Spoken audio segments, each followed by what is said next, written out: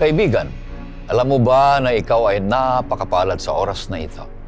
Mapalad ka sapagkat ikaw ay kasama namin dito sa pag-aaral ng salita ng Panginoon Diyos, oras ng pag-aaral.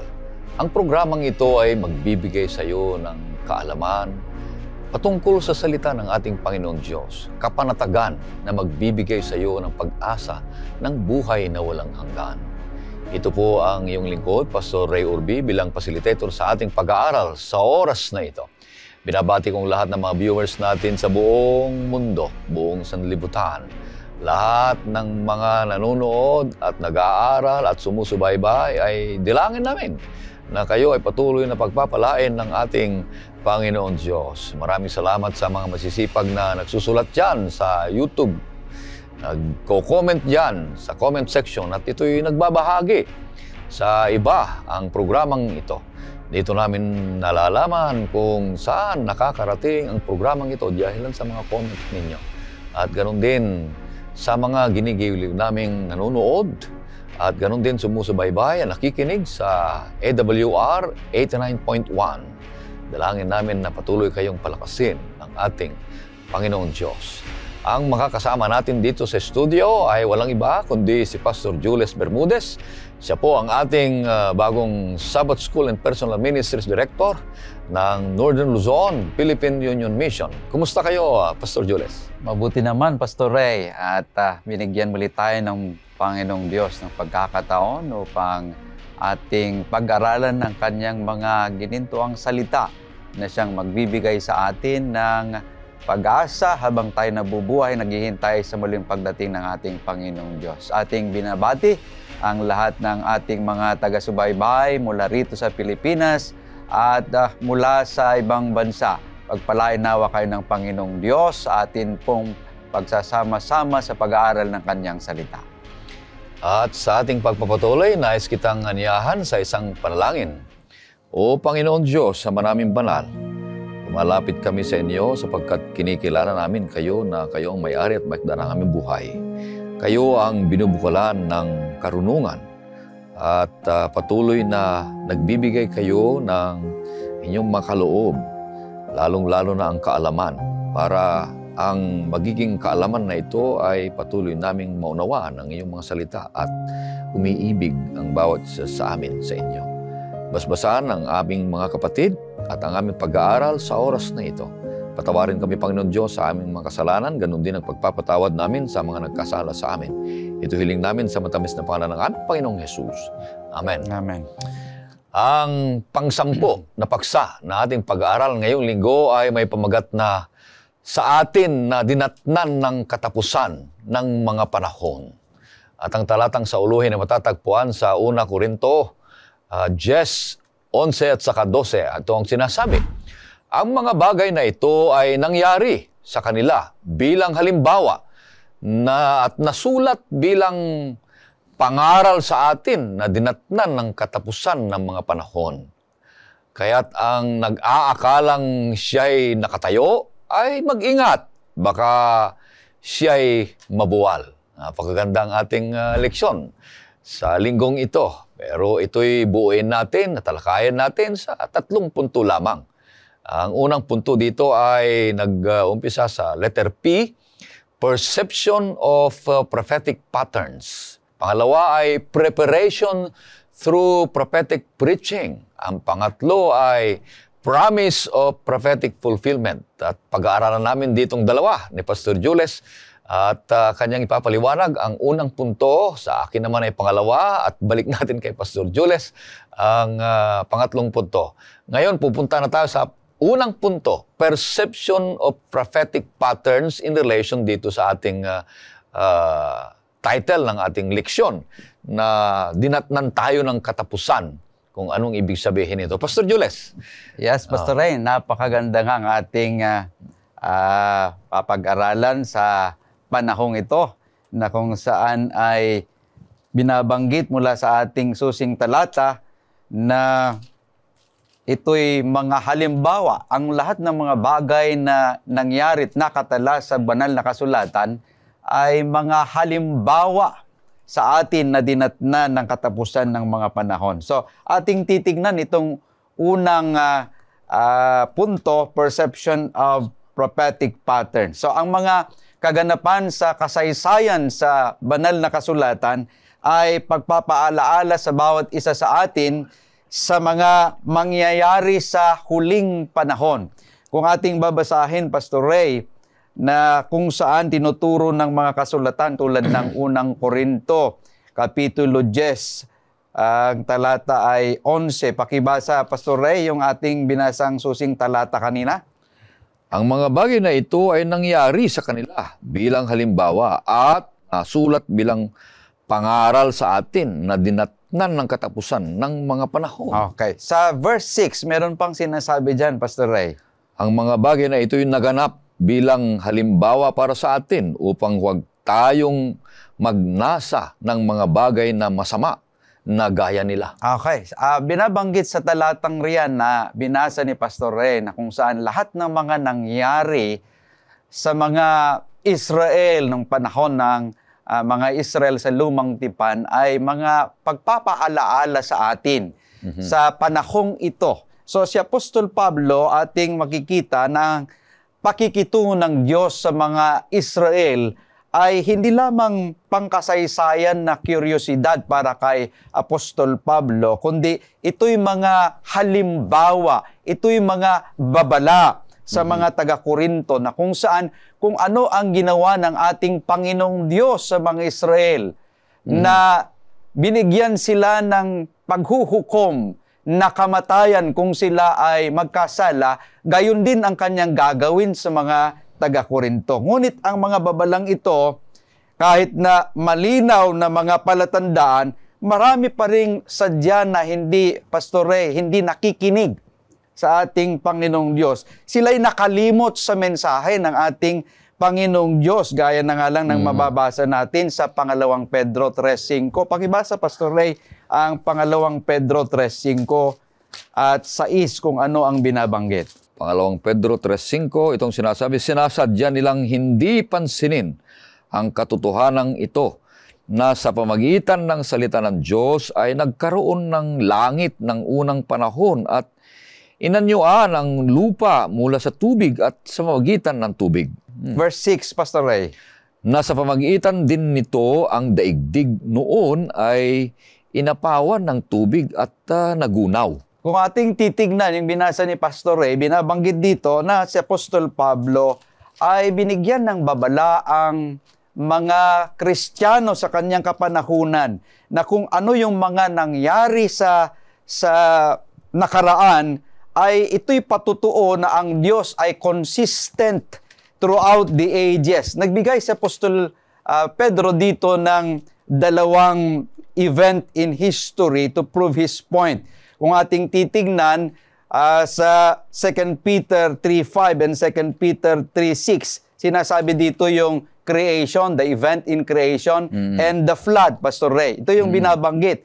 Doon sa creation, yung paglalang, yung argument ni Peter ay obvious na kung saan binabanggit niya na the same God na nag-create ng mundong ito sa pamagitan ng kanyang salita ay siya ring Diyos na nagkokontrol sa sanlibutang ito. Na gagawin niya ang lahat ng mga bagay sa pamagitan lamang ng kanyang mga salita. Pangalawa, yung flood sa Noah's Day, binabanggit dito sa 2 Peter chapter 2 verse 5, na kung saan ay yung divine judgment na binigay ng Panginoong Diyos na cataclysmic event o yung malawakang kalamidad.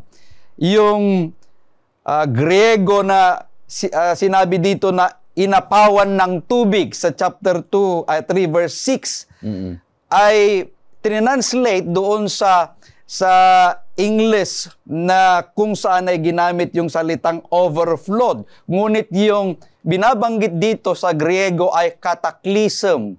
So dito nagumpisa yung salita natin na pandaigdig na kalamidad, cataclysm o cataclysmic event. Yung inapawan ng tubig ang mundong ito na sinasabi sa 2 Peter chapter 3 verse 6. Ito yung pagpapaalala na sinasabi ni Apostol Pedro na kung saan ito yung mga babala sa bawat isa sa atin na nagbigay ng Diyos ng isang babala sa kanila na kung paanong mangyayari sa huling panahon. Ngayon, ating titignan na kahit pa sa panahon ni Noe at Lot, nagpapakita rin ito ng moral na pagkakatulad. Kung ating babasahin, Pastor Ray, sa Matthew 24:37 to 39. Pakibasa nga, Pastor Ray, kung anong sinasabi. Kung paano sa mga araw ni Noe, gayon din naman ang pagdating ng anak ng tao. 38, sapagkat kung paano ang mga araw na iyon bago bumaha, sila'y kumain at uminom at nag-aasawa at pinag-aasawa hanggang sa araw na pumasok si Noe sa barko. Okay. At hindi na nila nalalaman hanggang sa dumating ang baha at tinangay silang lahat, ay gayon din naman ang pagdating ng anak ng tao. Okay. Kung ating titignan, Pastor, merong tatlong age dito sa panahon ni Noe at panahon ni Lot na ating makikita. Una, age of appetite. Pangalawa, age of sex. At ang pangatlo ay age of apathy. Yun yung tatlong bagay na ating makikita dito, Pastor Ray. Ating titignan itong una, yung age of appetite. Dito, ating matutunghayan yung indulgence in appetite, yung gluttony, yung intemperance. Aking tinitignan dun sa Tagalog, yung pagka-translate niya, yung gluttony ay masiba, masakim, matakaw. Yung synonym niya dito, yung excess, eating to excess. Yung intemperance naman ay kalabisan, kayamuan. Ito yung binabanggit na age of appetite sa panahon ni Noe at panahon ni Lot, na kung saan ito yung nangyayari rin yan sa ating panahon ngayon. Kung ating babasahin sa aklat ni Ellen White sa Last Day Events, page 23, sabi dito, "The world is fast becoming as it was in the days of Noah. It is given over to selfish indulgence. Eating and drinking are carried to excess." Pangalawa, yung age of sex. Dito ating makikita, Pastor Ray, na kung saan binabanggit yung salita dito na marrying and giving in marriage. Wala namang problema yung mag-asawa. Ngunit yung salita rito na ginamit, they were marrying, ay suggest repeated marriages of the same person. Yung isang tao nag-asawa ng marami, na kung saan ito yung sinasabi sa Genesis 6:2 na ito yung kasamaan na nangyayari sa huling panahon. At ang pangatlo ay yung age of spiritual apathy. Kung ating titignan na widespread discontent, greed, violence, distrust, and spiritual apathy were eating out the heart of the nation. So, sa huling panahon, ang ating Panginoong Diyos ay tatayo, sinasabi niya rito, na ang huling panahon ay ang mga tayo walang kawalan sa spiritual na interes. Ito yung nangyayari ngayon, Pastor Ray, na ang tao ay hindi interesado sa spiritual na mga bagay. So sa ating panahon ngayon ay sila'y may matitigas ang ulo, saradong isipan, sarado sa katotohanan ng mga salita ng ating Panginoong Diyos. Ito yung mga ating makikita sa panahon ni Noe na ating mababasa. Age of appetite, age of sex, and age of spiritual apathy.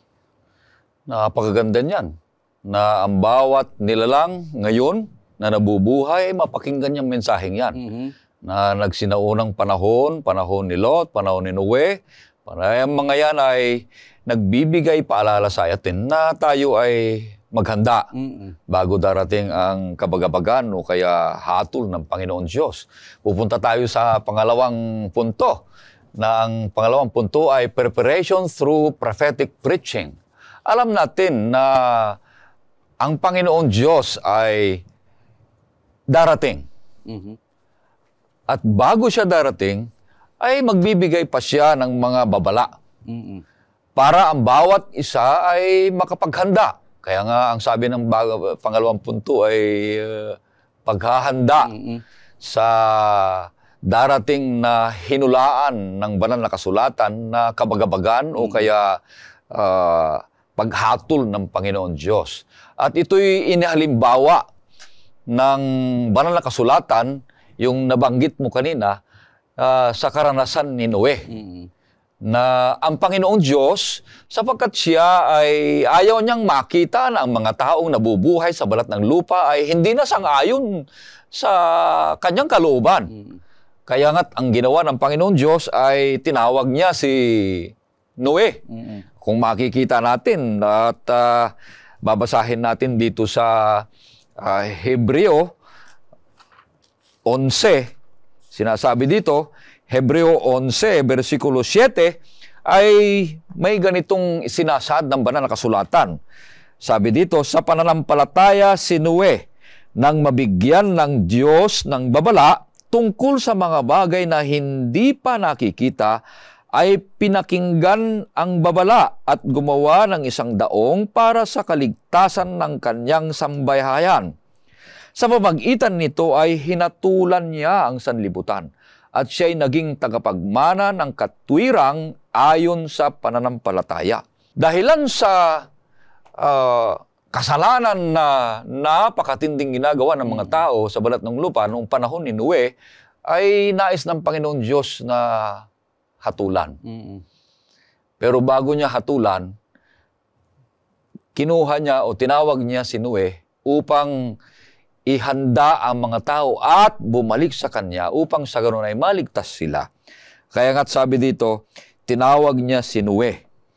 At si Noe ay nananampalataya naman sa ating Panginoong Diyos at sinabi dito sa banal na kasulatan, dito sa Genesis, ay dito nakasaad kung papaano ang Panginoong Diyos na dinescribe niya kung papaano ang mga tao, ang kanilang kasamaan at pagtawag ng Panginoong Diyos kay Noe. Basahin natin dito sa Genesis 6. Magsimula tayo sa 11 hanggang 14. Sabi dito, at naging masama ang daigdig sa harapan ng Diyos at ang lupa ay napuno ng karahasan. Nakita ng Diyos na ang daigdig ay naging masama sapagkat pinasama ng lahat ng tao ang kanilang gawa sa lupa. At sinabi ng Diyos kay Noe, ipinasya ko ng wakasan ang lahat ng laman sapagkat ang lupa ay napuno ng karahasan nila. Ngayon sila ay aking lilipuling kasama ng lupa. Gumawa ka ng isang daong na yari ng kahoy sa gopher. Gumawa ka ng mga silid sa daong at pahiran mo ito ng alkitran sa loob at labas. Ibig sabihin, mga kapatid, sa kabaitan at pag-ibig ng Diyos sa mga tao, ayaw niyang lipulin. Ayaw niyang mamatay na walang pag-asa ng kaligtasan. Kaya't napakabuti ang Panginoon Diyos na tinawag niya si Noe. At napakabuti naman si Noe. At napakapalad ni Noe. Sapagkat siya ang tinawag ng Panginoon Diyos na maghanda ng mga tao para magkaroon sila ng kaligtasan. Paano sila maligtas? Dahil darating ang malaking baha, sa pananampalataya na sila ipapasok saan? Sa ginagawa o gagawing daong ni Noe upang sila ay magkaroon ng kaligtasan. Alam niyo mga kapatid, ganun din sa panahong ito. Kung gaano katagal si Noe na nangaral, sa panahon natin ito, magmula nung ating panahong Jesus ay nasa lupa hanggang ngayon, ay yan pa rin ang mensahe na bumalik tayo sa Panginoon Diyos. Maghanda ang bawat isa sa atin sapagkat darating na siya na ang ating mangliligtas, ang ating Panginoong Jesus ay iuwi na tayo sa langit na bayan. Kaya, alam niyo mga kapatid, ang mensahe sa ngayon, sa panahong ito ay matatagpuan sa kung gaano ang mensahe ni Noe nung panahon ay mensahe din ngayon. Oo, meron tayong mapupulot sa mensahe ni Noe na bago hatulan ng Panginoon Diyos at darating ang baha, ay magkaroon ng babala. Sa ngayon, ay ganun din ang mensahe. Saan matatagpuan? Dito sa Apokalipsis 14. 14, sinasabi dito, Apokalipsis 14, 12, Apokalipsis 14, 6 hanggang 12. Na ipinapakita dito yung tatlong anghel. Na kung papaano si Noe ay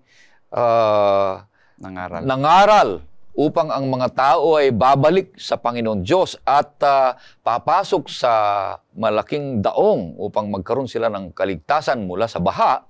Ganon din naman sa panahon natin ngayon na ang tatlong anghel na ito ay hindi anghel na lumilipad, kundi ang anghel na ito na ang kanilang mensahe ay everlasting gospel.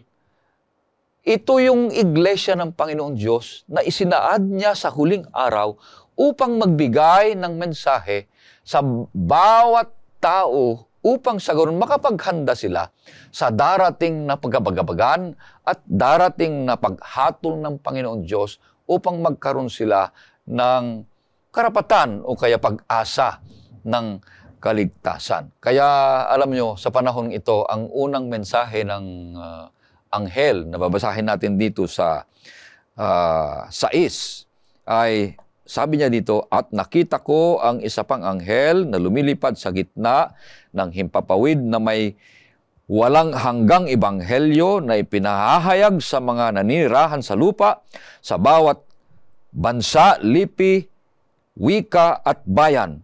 Ang mensahe niya ay ito, sinabi niya sa malakas na tinig, matakot kayo sa Diyos at magbigay luwalhati sa Kanya, sapagkat dumating na ang oras ng Kanyang paghuhukom, at sambahin ninyo ang gumawa ng langit at ng lupa, ng dagat at ng mga bukal ng tubig. Ang mensahe natin ngayon, ang iglesyang nalalabi, ang iglesyang ito, ay ang mensahe niya ay matakot tayo sa Diyos na gumawa ng langit at lupa upang ang bawat isa ay sumamba sa Kanya sapagkat sabi niya, darating na ang paghuhukom. Yan, mga kapatid. Ito'y mensahe ng babala, Pastor Joles. Pastor Ray, meron akong nakita doon sa inyong mga binasa kanina sa Hebreo 11:7 at sa Apokalipsis 14:6 hanggang 12, na kung saan may tatlong bagay na aking nakita sa paghahanda sa pamagitan ng pangangaral ng propesiya, yung huling punto natin. Una, kagaya ni Noe, we are called to proclaim the three angels' messages na binasa mo doon sa Revelation 14:6-12 as a warning and a call to readiness sa liwanag ng paghuhukom ng ating Panginoong Diyos. So, tayo ay tinawag to involve ourselves in the proclamation of the gospel. Walang exempted dito. Lahat tayo ay mag-involve upang sa ganon ay ma-preach natin yung three angels' messages. Pangalawa, our preparation for Jesus' return involves preaching the truth and living in it. Hindi lamang yung sinasabi natin na kagaya ni Noe, na Noah's preaching was not only verbal, but it was also practical. Na yung ating sinasabi sana ay nakikita rin sa ating buhay. Ito yung dapat na makita sa atin. Our message must be lived out, not just proclaimed. At ang pangatlo, just as Noah was a preacher of righteousness, sa 2 Peter 2:5, so we are called to warn the world and with love and prepare people for Christ's return. So, yung faith ni Noah, ito yung nag-distinguish sa mga unbelievers dahil si Noah ay preacher of righteousness. Ito yung sinasabi. So, we are called to warn the world with love and prepare the people for Christ's soon return. Napakahalaga yung ating makikita na ang ating mensahe ay hindi lamang sinasabi, kundi kinakasabuhayan ng bawat isa. Kanya nga't meron tayong kasabihan, I'd rather see a sermon than to hear one. So kailangan na, kagaya ni Noe, he was a preacher of righteousness. Ganun din tayo, mga kapatid. Kaya yung pangalawang punto na yan ay ginamit ng Panginoon Diyos in a way upang magbigay ng babala. Ay, sabi nga, nang binasa natin dito sa Hebrew ay 11:6 ay tinawag ng Panginoon Diyos si Noe. At dahilan sa pananampalataya ay sinuko niya ang buhay niya. At gumawa siya ng daong na hindi pa niya talaga alam. Hindi pa nga nakaranas ng malakas na ulan. O hindi niya alam yun. Ganon din ang pangyayari ngayon sa darating na panahon. Hindi pa tayo nakaranas ng yung pagdating ng Panginoong Hesus o kaya apoy na galing sa langit. Hindi pa natin alam yan. So it is a prophetic warning sa bawat sa atin sa lesson natin ngayon ito. Mga kapatid, na tayo'y maghanda sapagkat may darating, dito sa binasa natin sa Apokalipsis 14, darating na paghuhukom ng Panginoon Diyos. At yung paghuhukom na yan na nag-umpisa na. Ayon sa ating leksyon na ating pinag-aralan noong una pa ay nag-umpisa yung paghuhukom ng Panginoon. So yun yung sinasabi nating investigative judgment noong 1844. Na lahat ng mga nangamatay noon at buhay ngayon ay binibigyan pansin ng Panginoon Diyos, pinapag-aralan nilang mga ito kung sila ay tumanggap sa Panginoong Hesus at magkakaroon sila ng katwiran at kabanalan at magkaroon ng pag-asa ng kaligtasan. Kaya malaking hamon sa bawat isa sa atin ngayon. Yung pangalawang punto. Hindi lang yung pangunang punto, kundi pangalawang punto na bawat isa sa atin, ayon sa banal na kasulatan, ay mayroong hula na darating na kabagabagan, darating na katapusan. At bawat isa sa atin ay maghanda. Sa banal na kasulatan, mayroong tinatawag doon na naghahanda o handa na. Magkaiba yun.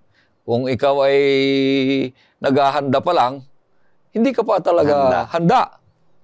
Yung naghihintay at handa na, magkaiba rin yun, mga kapatid. Kaya ang bawat isa sa atin, malaking hamon na ang pangalawang punto sa ating leksyon ay dinatnan na tayo ng panahon ng katapusan. Tayo ay hindi na naghahanda.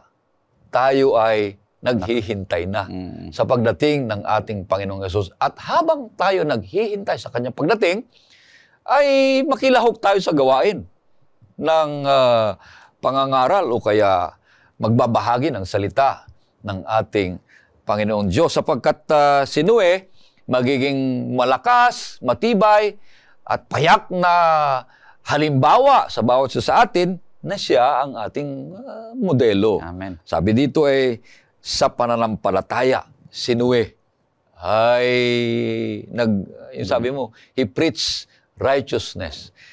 Naging obedient si Noe na sa lahat ng mga pagtawag ng Panginoon Diyos ay naging mabuti ang pagtugon ni Noe. Gusto ko nga sana, Pastor Ray, tingnan kung ano yung outline ni Noe. Kasi 120 years na siya'y nangaral. Kaya nga. Ngunit napakaganda na ang nakinig at nanampalataya ay ang kanyang buong sambahayan. Kanya lahat sila ay naligtas. So napakaganda na ating titingnan kung paano si Noe ay nangaral. He preached with righteousness. Ay sa panahon natin ngayon, wala na yung Noe. Dito sa sinasabi natin, kasi kino-compare natin yung mensahe ni Noe at saka yung mensahe ng tatlong anghel. Diba? Si Noe nag-preach ng warning. Dito rin sa mensahe ng anghel, nag-preach din ng warning. At ang warning na rin na ito ay do not worship the beast. Yung pangalawang punto. Lumabas na kayo dyan. Ganon din ang mensahe ni Noe nung unang panahon. Na, kayo'y lumabas na sa pagsamba sa mga Diyos-Diyosan. Iwanan nyo na yung mga Diyos-Diyosan. Pumasok kayo dito sa daong. Ganon din ngayong panahon na ito. Huwag na kayong sumamba sa mga Diyos-Diyosan.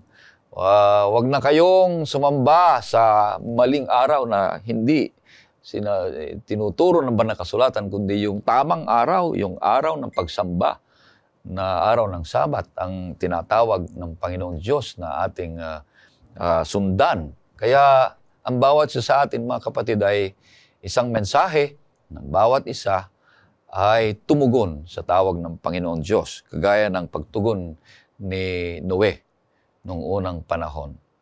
Punta na tayo sa pangatlong punto, Pastor. Okay, Pastor. Pangatlong punto ay letter P uli, promise of prophetic fulfillment. Anong ibig sabihin nito, Pastor? Napakaganda yung ating pag-aaral, Pastor Ray, na kung saan, kung babalik tayo doon sa susing talata nating binabasa, yung sinasabi na ang mga nangyari sa kasaysayan ay paalaala sa bawat isa sa atin. Dahil ito'y mangyayari rin sa katapusang araw. Tama. History repeats itself. Kanya nga't yung promise of prophetic fulfillment. Ito yung pangako ng ating Panginoong Diyos na tutuparin niya yung nasa propesiya. May katiyakan talaga ng paghuhukom ng ating Panginoong Diyos. Kagaya nga lang ng nangyari, Pastor Ray, sa siyudad ng Sodoma at Gomora, ito'y nagsisilbing patutuo sa katarungan ng ating Panginoong Diyos. Pakibasa nga, Pastor Ray, sa pangalawang Pedro 2:6, kung ano yung sinasabi dyan. Kung papaanong pinarusahan niya ang pagkalipol ang mga lungsod ng Sodoma at Gomora na ginawa niyang abo upang maging halimbawa sa mga mamumuhay sa kasamaan. Okay. So, what was true in the days of Noah is more true in the days of Lot. Kung ating titingnan, magkaano-ano ba si Noe at si Lot? Ay magkamag-anak yun. Magkamag-anak sila. Oo. So, kung ano yung nangyari sa panahon ni Noe, ganon din yung mangyayari sa panahon ni Lot. Yung nangyari sa panahon ni Noe ay nilipo lang Diyos ang mga tao dahil sa kasamaan sa pamagitan ng tubig. Ngayon, doon sa panahon naman ni Lot, dahil sa kasamaan, nilipol ng Diyos ang mga tao sa pamagitan ng apoy. Hindi na sa tubig, kundi sa pamagitan ng apoy. Ano ba yung record na nakatala sa panahon ni Noe? Ating titingnan, Pastor Ray, sa Genesis 19, talatang 4 at 5. Anong sinasabi diyan? Subalit bago sila nagsihiga, ang mga lalaki ng lungsod, ang mga lalaki sa Sodoma, maging mga bata at matanda, lahat ng mga tao, hanggang sa pinakahuling tao ay pumalibot sa bahay. Kanilang tinawagan si Lot at sinabi, "Saan naroon ang mga lalaking dumating sa iyo ng gabing ito? Ilabas mo sila at aming upang makilala namin sila." Okay, dyan sa yung binasa, Pastor Ray, sinasabi, mula bata hanggang sa matatanda, ay sa panahon ni Lot talagang napakasamang tao. Kahit mga bata, kahit ang mga matatanda, ay makasalanan. Kung ating titingnan sa Genesis 13:13, Pastor Ray, yung opinion ng ating Panginoong Diyos sa siyudad ng Sodoma at Gomora ay binabanggit dito sa Genesis 13:13. Anong sinasabi dyan? Ang mga tao nga sa Sodoma ay napakasama at makasalanan sa harap ng Panginoon. Okay, sinasabi dyan na masasama at makasalanan sa harap ng ating Panginoong Diyos. Binanggit yung dalawang salitang masasama at makasalanan. Hindi bang makasalanan ay masama rin? Oo nga. At ang masama ay makasalanan din sa harapan ng ating Panginoong Diyos. Kanya sabi sa ating binasa kanina ni Pastor Ray na mula bata hanggang sa matanda, ang kanilang isipan ay makasalanan. Masasama sila.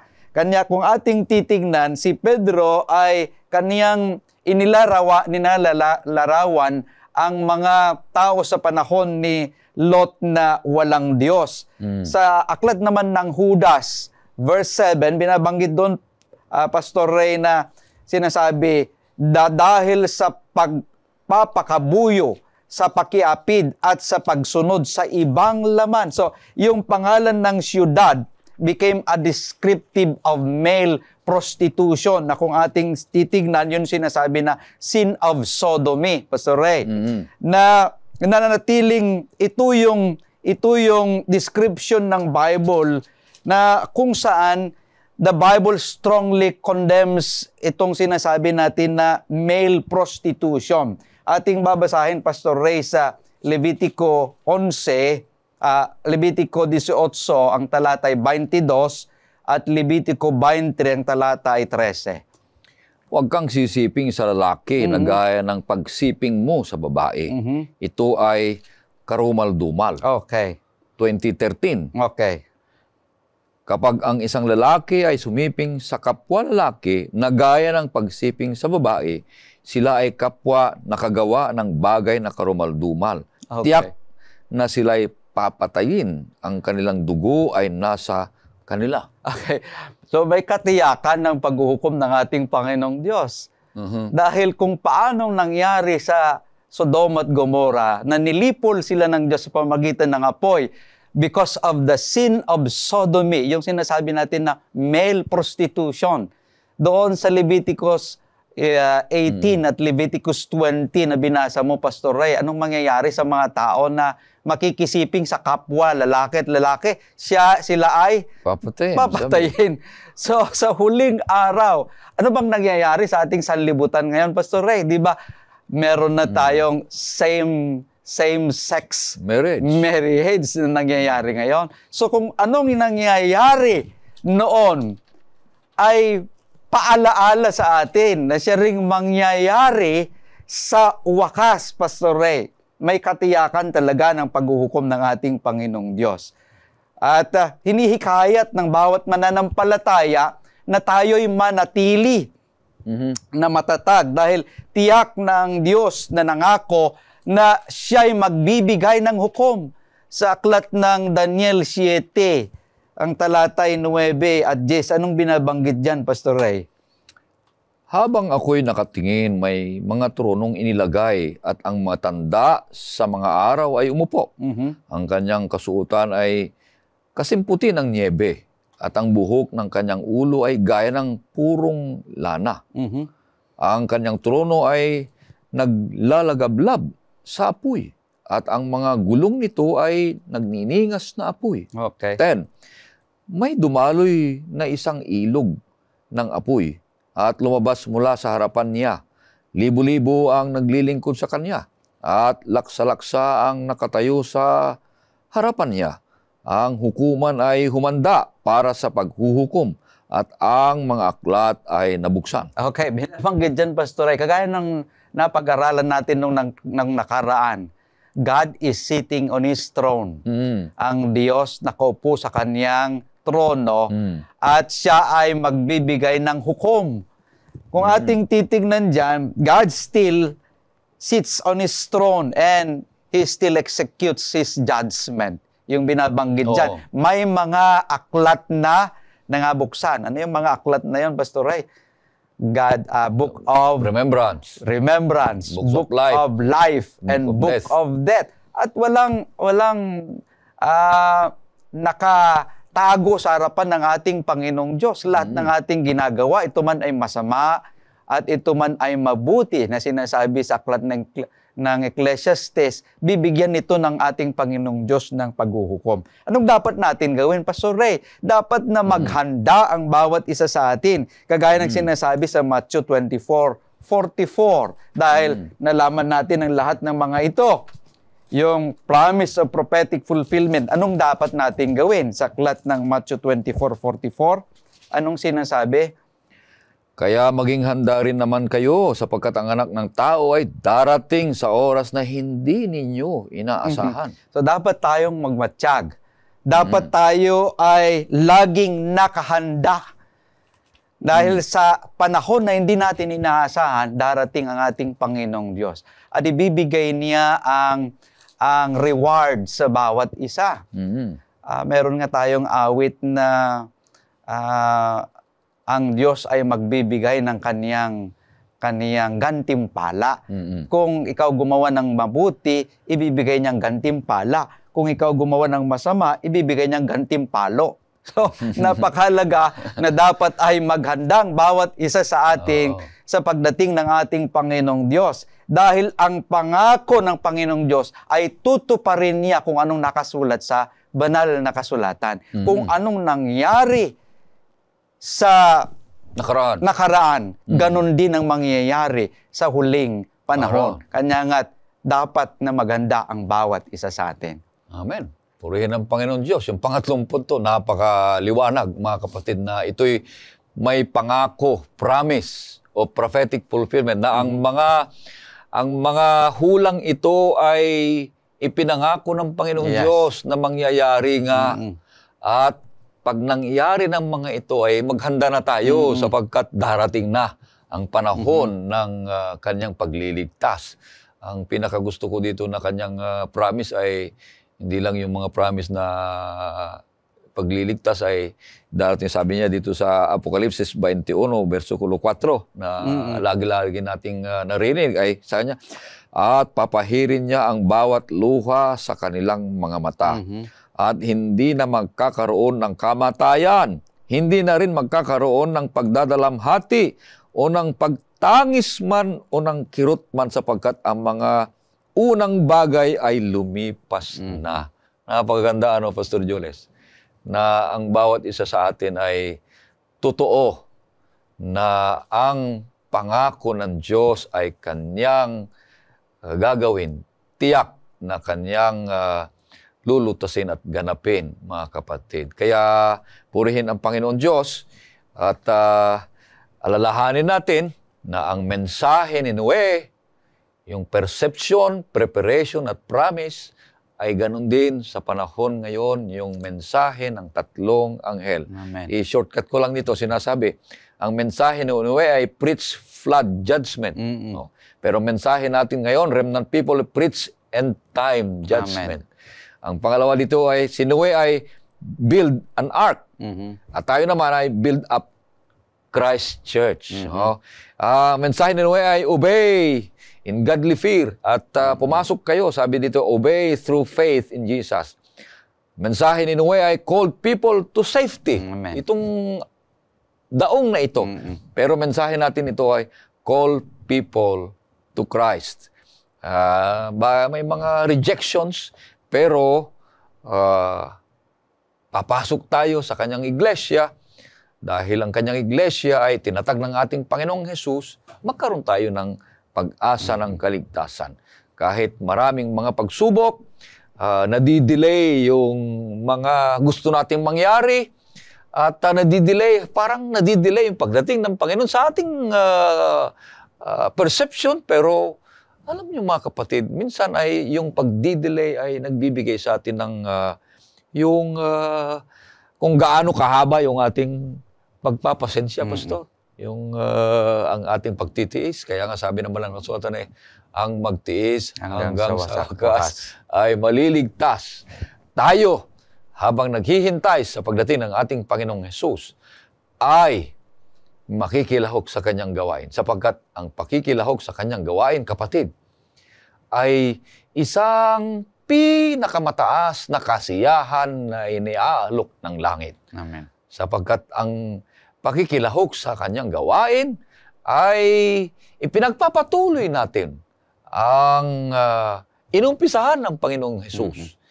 Kung gusto mong, kaya nga ang naisip ko, Pastor, kung gusto mong sumikat sa langit, kahit hindi ka sikat sa lupa, kung gusto mong kilala sa langit, ngayon pa lamang ay magbahagi ka na. Kagaya ng ating Panginoong Jesus. Sino ang sikat dito sa lupa nung nandito ang Panginoong Jesus? Sinong sikat sa langit? Ang Panginoong Jesus, tinitingnan lahat ng mga anghel. Pati ang Ama, tinitingnan si Jesus kung anong ministeryo niya. At ibinigay niya sa atin. Tayo nagiging kanyang alagad. Pagpapatuloy natin.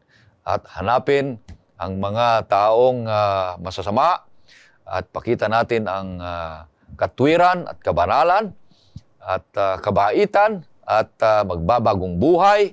Ayan ay isang pagpapala sa atin at pagpapala sa langit, sapagkat ito nagbibigay sa atin ng kasiyahan. Kaya, last words, Pastor Jules. Napakahalaga, mga Pastor Ray, na kung saan ay ating titingnan na ang ating panahon ay hindi na kagaya ng dati. Oo. Tayo na ay nasa katapusan ng sanlibutan ito.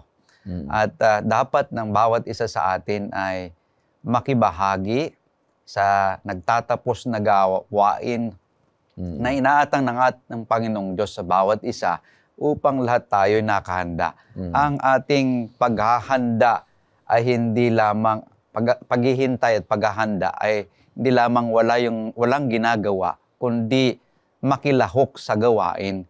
Napakahirap, Pastor Ray, yung naghihintay ka na wala ka namang ginagawa. Ay, boring yun. Boring. Dapat ay habang naghihintay ka, may ginagawa ka upang ikaw ay manatili hanggang sa wakas na tapat na naglilingkod sa ating Panginoong Diyos. Alright, maraming salamat kaibigan at mga kapatid sa patuloy na pagsusubaybay nyo sa programang ito. Tandaan ninyo mga kapatid, ang 30 perception o prophetic pattern, may pattern yan na mangyayari noon hanggang ngayon. Preparation through prophetic preaching, yung paghahanda sapagkat darating ng mga panahon yan. Pero may promise of prophetic fulfillment na ito'y isang pag-asa o kaya ito'y isang promise, yung pangako ng Panginoon Diyos na kanyang tutuparin sapagkat ipinangako niya yan. Maghanda lang tayo at makilahok sa kanyang gawain. Kaya tayo'y makakarinig ng isang awitin. Pagkatapos niya na hingin natin si Pastor Jules sa isang panalangin.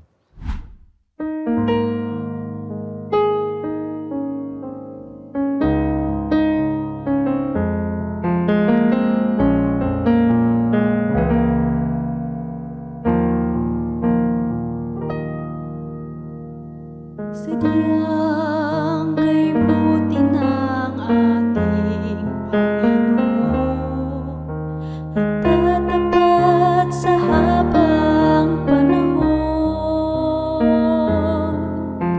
naging sa kabila ng aking pagkukulang, biyaya niya'y patuloy na laan. Katulad ng pagsinag ng gintong araw, patuloy siyang nagbibigay tanglaw. Kaya sa puso ko't damdamin, katapatan niya'y aking pupurihin. Dakila ka, O Diyos, tapat ka ngang tunay, magmula pa sa ugat ng aming lahi. Mundo'y magunaw man, maaasahan kang lagi, maging hanggang wakas nitong buhay.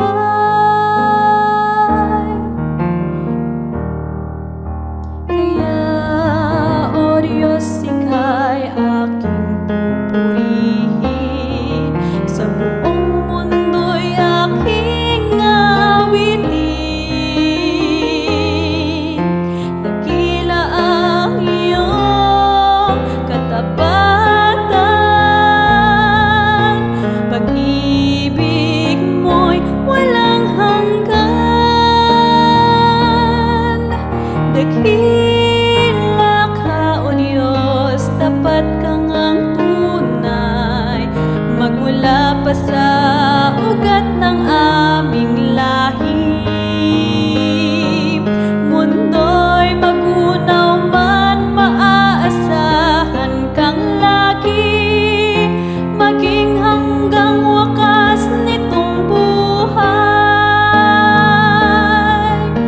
Dakila ka, O Diyos, tapat ka ngang tunay, magmula pa sa ugat ng aming lahi. Mundo'y magunaw man, maaasahan kang lagi, maging hanggang wakas nitong buhay.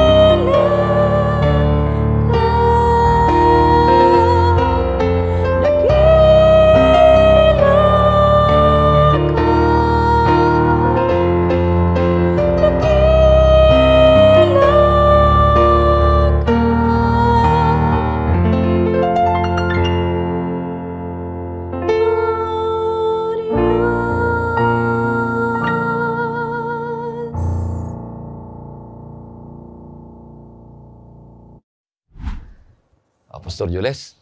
Tayo'y manalangin. Mahal naming Diyos na nasa langit.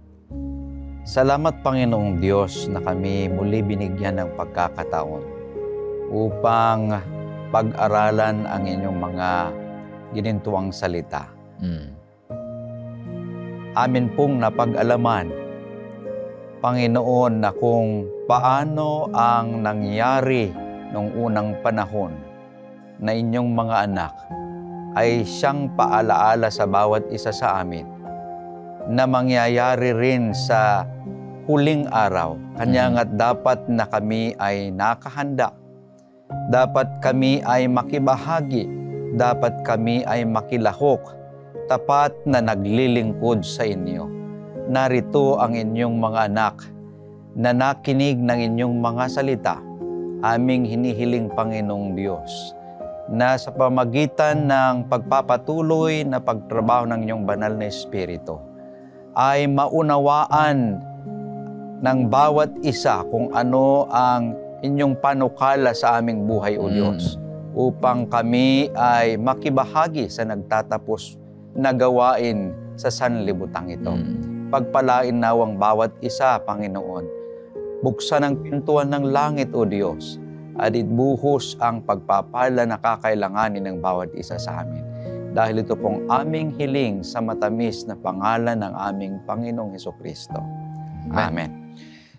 Maraming salamat, kaibigan, sa patuloy na pagsusubaybay sa programang ito. Ganon din sa mga nakikinig sa AWR 89.1. Purihin ang Panginoon Diyos, mahal ka ng Panginoon.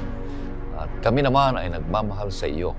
At nananalangin na patuloy kayong masigasig at patuloy kayong tapat sa ating Panginoong Diyos. Maraming salamat po.